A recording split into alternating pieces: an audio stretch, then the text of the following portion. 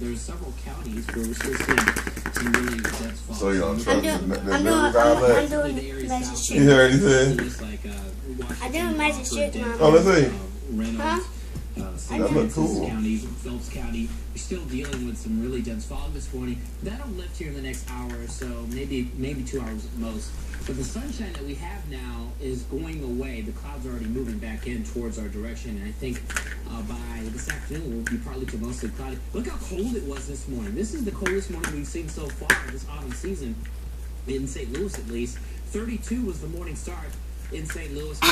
In the 20s, though, from the Vichy-Raleigh area, right up to Sullivan, and back into Chesterfield, St. Charles, and even in Sparta. I'm about to be right back, okay? The morning low was 28 in Mount Vernon as we began today. Now, as far as what we are at now, it's only modestly warmer. Temps now 30s, close to 40. Warrenton at 41, same number in Farmington. Scott Air Force Base at 40, and Litchfield, we're at 39. Here in St. Louis, we check in at 41. Midday, we're at 48. That's where we will end up at 5 o'clock as well. Notice at 5 o'clock, it will be dark. The sun will have already gone down since we are now back to standard time.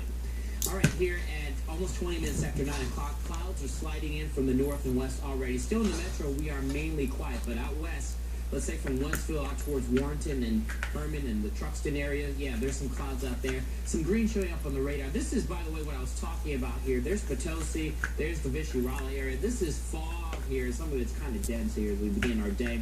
And then to our northwest cloud deck, which will be sliding in over the next several hours. On the wide view, you can see we've got our little system coming in here, some rain across the Gulf Coast. And then there's the main batch of moisture that we are watching. It's going to get pulled down to the south and southeast. Eventually, it's going to move into our area. High pressure is with us now. It'll slide east and away as that next frontal boundary slides into the northwest. Temperatures will be cooler heading into tomorrow. Our precipcast depicting those clouds. This is 4 o'clock, and we should be mostly cloudy, partly to mostly cloudy. Then clouds tonight. I'm not done. Slides in tomorrow morning towards I'm almost. I think it starts raining west of St. Louis before, let's say, before 6 o'clock, somewhere in that 2 to 6 o'clock time period. In St. Louis, it gets here probably around 6, 7, 8 o'clock in the morning time period. And we'll have off and on showers. Not all in the rain, but off and on showers throughout the morning into the mid-afternoon hours tomorrow. Back here at home today, that's near 50 for the afternoon highs. Down clouds from time to time, we'll do 52. Partly to mostly cloudy skies for the next, rather for the sky condition later this afternoon. 38 It's a push it'll be a cold night, but not as cold as what we saw this morning. Tomorrow, we won't even break 50 degrees.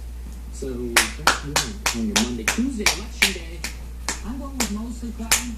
You might get a sprinkle. I left this dry, though. Wednesday, Thursday, we're dry and start warming.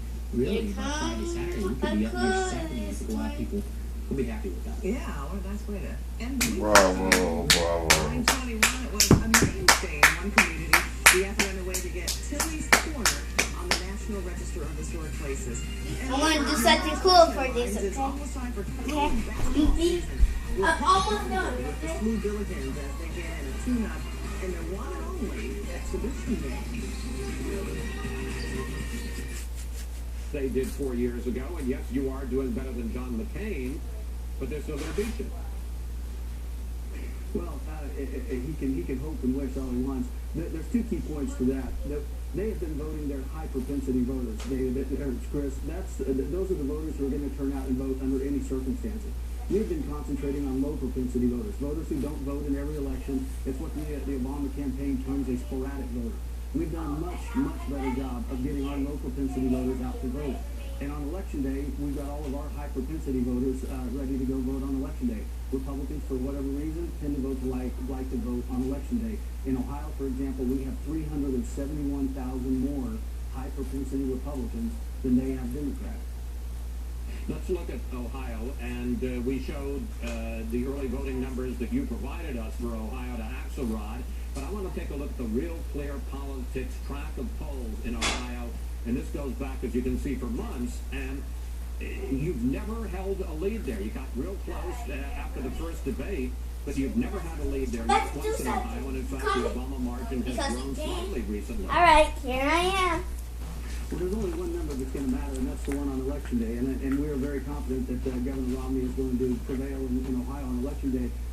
Again, the sub-point to Ohio is when you look at all of those public polls, I think 24 or 25 public polls In 21 of them, Governor Romney is leading with independents, not by a small margin, but by a double-digit margin. And anyone involved with I got it again. Look at the idea match the it. candidate who leads independents Okay. in Ohio is going to win the Ohio election. So we're very Alright. confident about the race. I'm about to do something Underperformed badly down in the southeastern part of the state in the coal counties. With the Lima tank factory in Lima, when Vice President Biden went on his debate and said that the Defense Department doesn't need any more M1 tanks, and the Lima tank factory is the only place in the country that refurbishes those tanks. So you're going to see pockets of disaffection in Ohio that are going to cut into their bodies. And again, at the end of the day, I feel very good about Governor Romney's message and our turnout operation. Your campaign started running an ad in Ohio this I'm week doing which it. implies that Jeep is shipping U.S. jobs to China. Wait, look, come here. In fact, they're just expanding Please. their operations to China, but they're not actually shipping U.S. jobs overseas. I'm doing this. Great, bravo.